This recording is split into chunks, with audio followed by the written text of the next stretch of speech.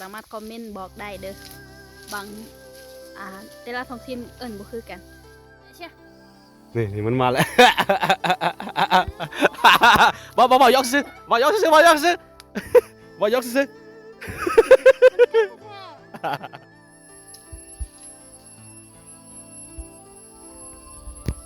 ไอ้มันสูงพอแต่ว่าตัวนี้ต้นตัวนี้ค่อนข้างแข็งแล้วสักครู่เนาะ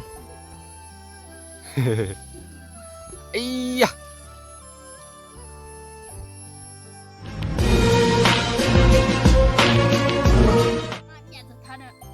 ขึ้นมา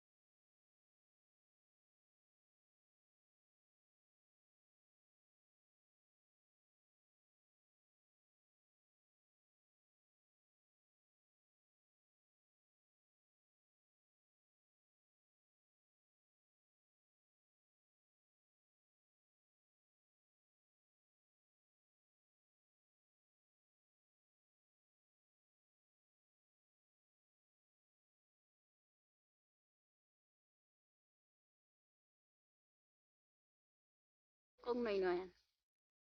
ยันมันสิหักลง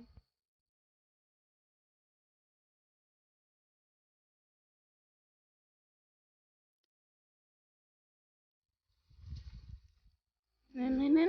บ่ลดมันยันกล่องไอ้เต็มปากแล้วได้หั่นแก้มมันตุยเลย โอ้แก้ม เต็มแก้ม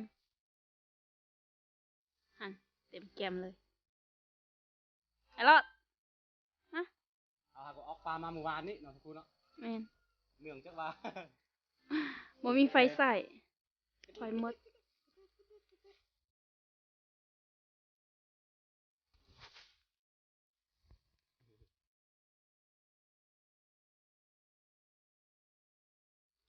โอ้เธอแตกเลยมา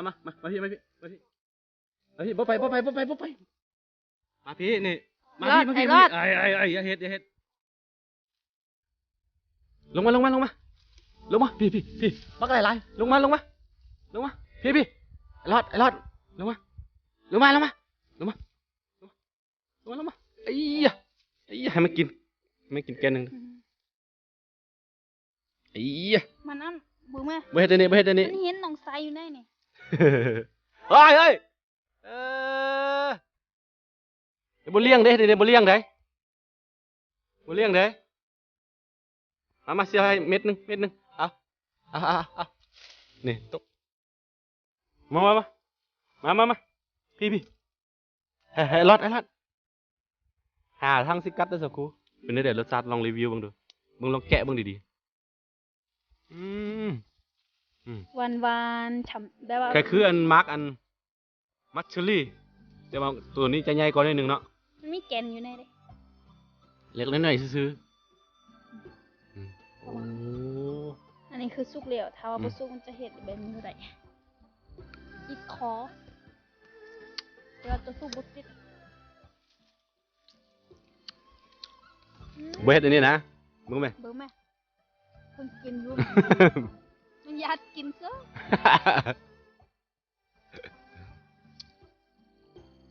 แก้มจนบ่มีวันใส่แล้วยังไม่ยัดกินอยู่ฮ้อนเนาะแดดออกที่หากว่าออกปลามาหมู่บ้านนี่อย่างที่บอกไปเอ้ยอยู่ดีบ่เฮ็ดอันนี้ มันยัด ไปยัดกินกูสักเฮ้ยบ่เฮ็ดอันนี้ขี้ดื้อตายเลยป่ะบ่เฮ็ดมาพี่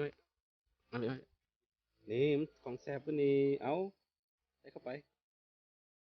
โอ้อันนี้แก้มอ่องตองเลยพอแล้วบ่ไปเฮ็ดสักครู่มันสิไปกัดเด้อสักครู่นี่บ่เฮ็ดอันนี้อยู่ดีๆกินก่อนกินดีๆก่อนกินลีๆไอ้แก้มบ้องเลยนี่ เอาอย่าบ่เฮ็ดบ่ไป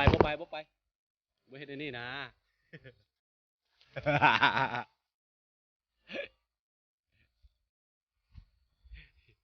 ตีเด้ไหมบอกมันตีเด้ฟังความโอ้ตกละเก็บมาเนี่ยมาแล้วบ่เฮ็ดไว้เด้เนี่ยเอาให้มันไหมเฮ้ยเอ๊คิดดื้อตายใช่ป่ะเอามีมากเลยพี่ บนยอมได้แล้วหาทางกันได้ไอ้ยะเอาครูมันเป็นเชอรี่เหรอเนี่ยเชอรี่ปลาที่บ่อนี่นะนี่บ่เฮ็ดคือดื้อตายใช่ป่ะ มา โอ้ย บ่ต้องว่าจะได้มันคันบอกคำบ่ดีมันหูความมันหูสุดมาไอ้อยู่ดีบ่เฮ็ดนี่เฮ้ยเบิ่งกล้องพี่เบิ่งแก้มพี่นี่เห็นป่ะ แก้มนี่สักครู่ให้ อืม นี่คือวันว่างๆของเขาเด้ออยู่กับบักลิงบักรอดนี่เบิ้งพี่เบิ้งกล้องนี่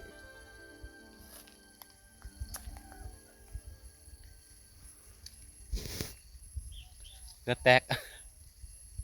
เอายังน้อยหนึง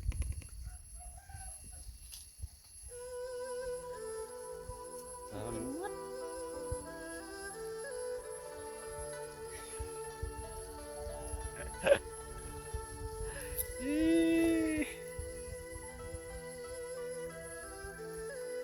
เอมี่ก็ยังบ่พออยู่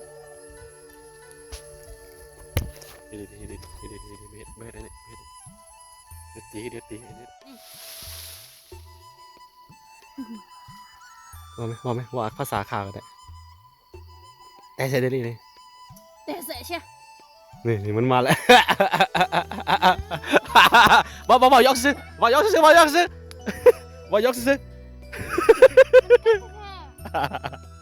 เบิ่งแม่บอกคำบ่ดีมันหูปั๊บเลยไม่ใช่ แดงเลย โอ้บอกคำบ่ดีมันหูแล้วบ่ เพิ่นบอกลิ้นขึ้น ไปกลับไปลงไปรอดไปนี่สักครู่ว่าสิฆ่ามันนี่บอกภาษาฆ่ามันหู เดี๋ยวไปเดี๋ยวเฮาถ้าเบิ่งปฏิกิริยาของจมูกรอดมันอยู่พี่เราเสียสักครู่เว้าคำบ่ดีสักครู่ปอมให้เว้าแห้งๆแล้ว บอก ปอม แล้ว บ่แม่นได้จับไอ้สัก แต่ใส่ไหม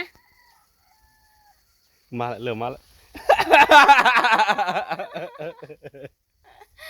ไม่เอานะ เบ็ดว่ายกซื้หูความกันเลยล่ะ ผู้ภาษาค่ะ หูภาษาข่าวภาษาเราบ่ปานใด อืม เอาภาษาข่าวว่าเฮ้ยสิตีสิฆ่ามันเนี่ยโอ้ มาเลย โดยเฉพาะผู้หญิงกับเด็กน้อย อืมบ่มาคุย แล้วก็เฮาเว้าเดี๋ยวนี้มันบ่ลืมเลยมันจะจำไว้แล้วก็มันหาวิธีสิการคืนนั่นแหละไปลงไปโอเคนี่ฮะสิพาจับบุญรอดกับเสาคู่ขึ้นปีนต้นไม้กินผลไม้ปลาในยุทงส่งนี่อ้ายล่ะ อยู่นี่ก็เลย โอเคนี่มักใช้ซื้อว่ามักอันมักเชอรี่ปลาอยู่ดีบ่กัดว้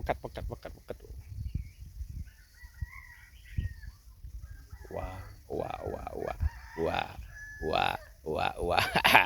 อ่า